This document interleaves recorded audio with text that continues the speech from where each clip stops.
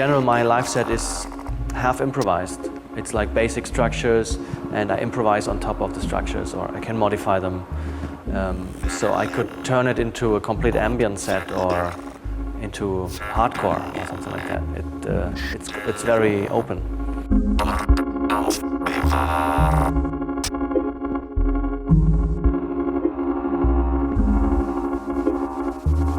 I'm not very much a fan of the idea that you make an album and then you play the album live. I mean, for this kind of music, in my opinion, it doesn't make sense.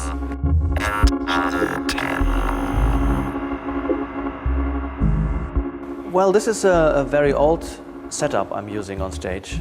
It's an MPC 3000 from Akai, which is like 17 years old or something. And this is actually, not this machine, but this type of machine was the machine I started playing with live 20 years ago. It came out in 94 or something like that. And I played like the first 6 or 7 years just myself with this machine, like touring around Europe. And then when I moved to Chile in 97, I stopped. I played 1 or 2 years more like that, like alone, traveling alone, being on stage alone, and have one machine on stage. And then I stopped doing that for over 10 years. And I just took the machine and put it in a flight case with the diskettes. It works on floppy disks. And I put the floppy disk and everything in the case, and I closed it and I put it in the closet. And like 3 years ago, I wanted to play live again alone by myself. I was touring with Senior Coconut a lot in a big group of people, like 15 people, and we're 10 people on stage, and I was a little bit tired of doing that. And I took the box out of the closet, and I just switched it on and put in the floppy disks from like 10 years ago. And I hit start, and it was like 10 years ago.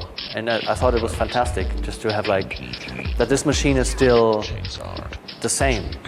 And so I started to prepare a new live set based upon the old fragments. The first track I'm gonna play is like probably the oldest. I played it like 15 years ago, almost the same.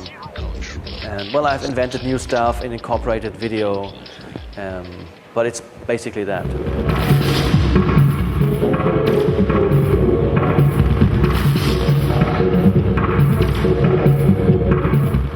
When this whole laptop thing was happening, I was very much interested in playing with Senior Coconut.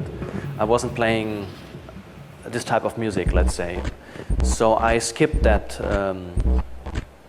standing on stage with the laptop thing, and I use a laptop for Senior Coconut, which is like just a playback. I've always found it from the very beginning very boring to play with a computer on stage. I did that a couple of times and I got really fed up with it. And more so when I visit festivals or I'm invited to festivals and I watch artists performing with a laptop, I get totally bored. Like, I can't stand it. In my opinion, the computer was made for secretaries, you know, to write emails or to make Excel sheets or something like that, or you can make graphics or anything, but it doesn't look good on stage.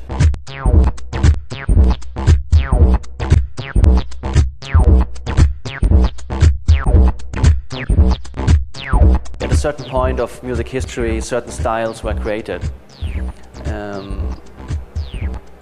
And like, let's say, individual manifestations of music were categorized to styles. Let's say clicks and cuts, which maybe was the last important one. In my opinion, clicks and cuts was like a very personal, individual.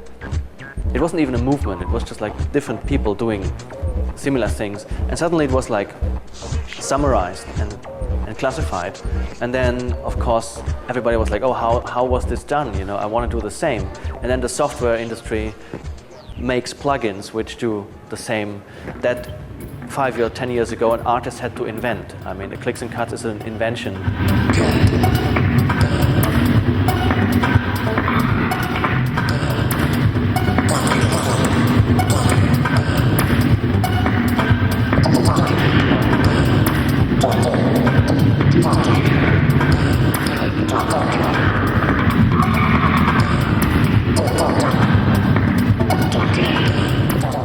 In my opinion, the whole electronic live performance thing, the amount of DJs appearing and musicians, to me it's more like the question, why are you on stage?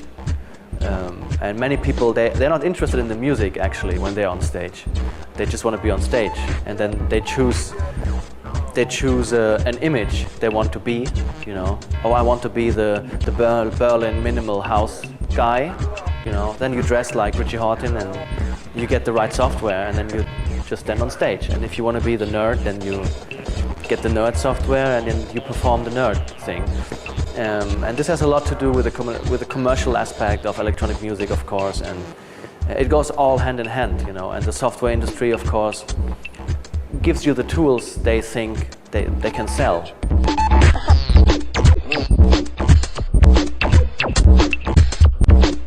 I think what's happening right now is the collapse of music industry. And instead of like whining about it and, you know, oh, nobody's buying records and nobody buys albums, I think it's a great advantage that everything is like just crumbles into pieces. And I also think that the whole commercial idea we just talked about, you know, standing on stage, performing as a certain stereotype, has to crumble. You know, it has to. I think everything has to fall into pieces. I don't give a shit about an album. I didn't invent the album. The album was music industry invented the album. Music industry invented the single. Music industry invented the music industry, the MTV and everything. It was not the invention of the musician in the first place. So I think when you realize that, you can either work upon taking it apart, you know, or just look how it's falling apart and take the pieces and start doing something new.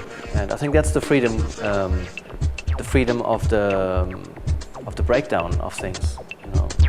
Sexuality means nothing to me. A waste of time, yet good to rhyme.